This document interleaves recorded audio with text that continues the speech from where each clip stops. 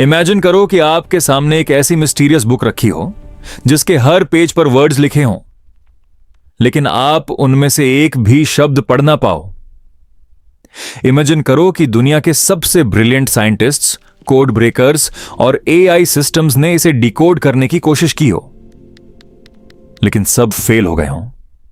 और सबसे शॉकिंग बात, यह किताब आज से नहीं बल्कि लगभग 600 साल पहले लिखी गई थी। एक ऐसा मैन्युस्क्रिप्ट जो जैसे किसी अननोन माइंड का मैसेज हो। लेकिन सवाल यह है, यह मैसेज आखिर किसके लिए था? वॉयनिच मैन्युस्क्रिप्ट यह सिर्फ एक पुरानी किताब नहीं है, बल्कि यह दुनिया की सबसे पजलिंग मिस्ट्रीज में से एक है। यह मैन्युस्क्रिप्ट अपनी अननोन लैंग्वेज, स्ट्रेंज सिंबल्स और बिजार इलस्ट्रेशंस की वजह से रिसर्चर्स के लिए एक नाइटमेयर बन चुका है। इस बुक के अंदर लिखी गई लैंग्वेज को वॉयनिचीस कहा जाता है, क्योंकि यह किसी भी नोन लैंग्वेज से मैच नहीं करती। ना इसका अल्फाबेट नोन है, ना ग्रामर, और ना ही इसका कोई क्लियर मीनिंग।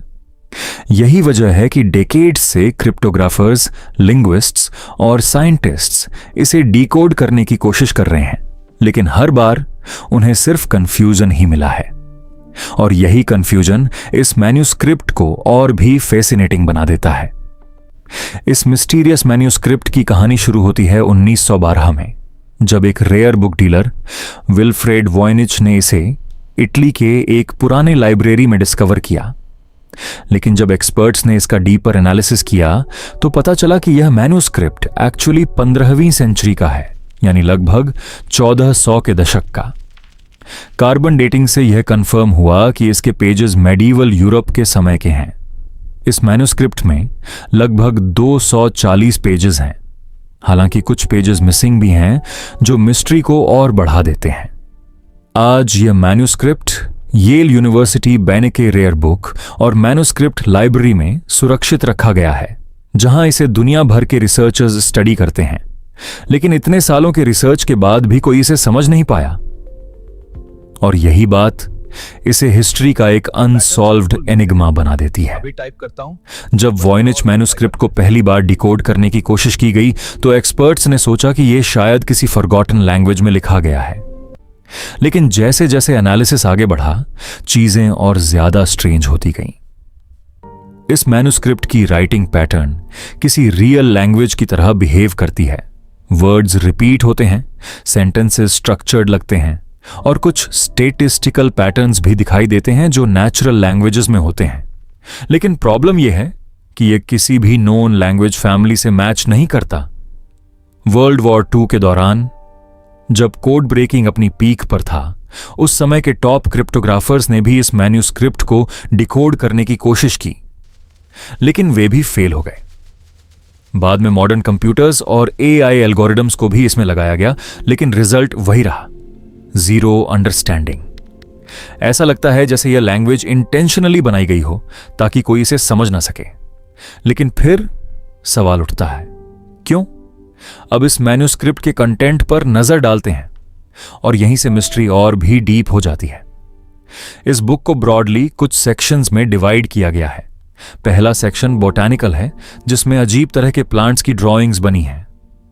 लेकिन शॉकिंग बात यह है कि इनमें से कोई भी प्लांट रियल वर्ल्ड में एग्जिस्ट नहीं करता। दूसरा सेक्शन एस्ट्रोनॉमिकल है, जिसमें स्टार्स, सन्स और कॉस्मिक डायग्राम्स दिखाए गए हैं। लेकिन ये डायग्राम्स भी किसी नोन एस्ट्रोनॉमी से मैच नहीं करते।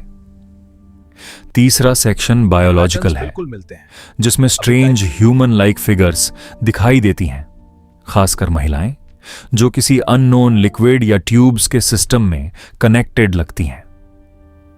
यह इतना बिजार है कि कुछ लोग इसे एंशिएंट मेडिकल एक्सपेरिमेंट का रिकॉर्ड मानते हैं। सबसे डिस्टर्बिंग बात यह है कि इन सभी सेक्शंस में कंसिस्टेंसी है, मतलब ये रैंडम ड्राइंग नहीं है, ये किसी स्ट्रक्चर्ड नॉलेज का रिप्रेजेंटेशन है। लेकिन उस नॉलेज को डिकोड करना आज भी इम्पॉसिबल बना हुआ है। इस मिस्टीरियस मैन्युस्क्रिप्ट को लेकर कई थियोरी सामने आई हैं और हर थियोरी अपने आप में फैसिनेटिंग है।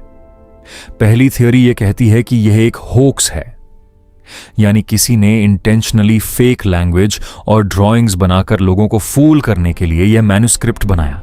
लेकिन यह थियोरी पूरी तरह कन्विंसिंग नहीं है, क्योंकि इतनी कॉम्प्लेक्स फेक सिस्टम बनाना 1400 में प्रैक्टिकली इम्पॉसिबल माना जाता है। दूसरी थियोरी कहती है कि यह मैन्युस्क्रिप्ट किसी लॉस्ट सिविलाइजेशन या अननोन कल्चर का है, जिसकी लैंग्वेज टाइम के साथ खो गई। अगर यह सच है तो यह मैन्युस्क्रिप्ट ह्यूमन हिस्ट्री का एक मिसिंग चैप्टर हो सकता है। तीसरी थ्योरी यह सजेस्ट करती है कि यह मैन्युस्क्रिप्ट एक कोडेड डॉक्यूमेंट है, यानी इसमें रियल इंफॉर्मेशन है, लेकिन उसे हाइड करने के लिए कॉम्प्लेक्स एन्क्रिप्शन यूज किया गया है। कुछ रिसर्चर्स का मानना है कि यह एल्केमी, मेडिसिन या सीक्रेट साइंस से जुड़ा हो सकता है। और फिर आती है सबसे कंट्रोवर्शियल थ्योरी कि यह मैन्युस्क्रिप्ट एक्स्ट्रा टेरेस्ट्रियल ओरिजिन का हो सकता है। हालांकि इसका कोई साइंटिफिक प्रूफ नहीं है, लेकिन इसकी लैंग्वेज और ड्राइंग्स इतनी अनयूजुअल हैं कि लोग इस पॉसिबिलिटी को पूरी तरह इग्नोर भी नहीं कर पाते। वॉयनिच मैन्युस्क्रिप्ट आज भी एक ऐसी मिस्ट्री है जो ह्यूमन अंडरस्टैंडिंग को चैलेंज करती है। यह हमें यह सोचने पर मजबूर करती है कि शायद हिस्ट्री में ऐसे कई सीक्रेट्स छिपे हुए हैं जिन्हें हम अभी तक समझ नहीं पाए हैं।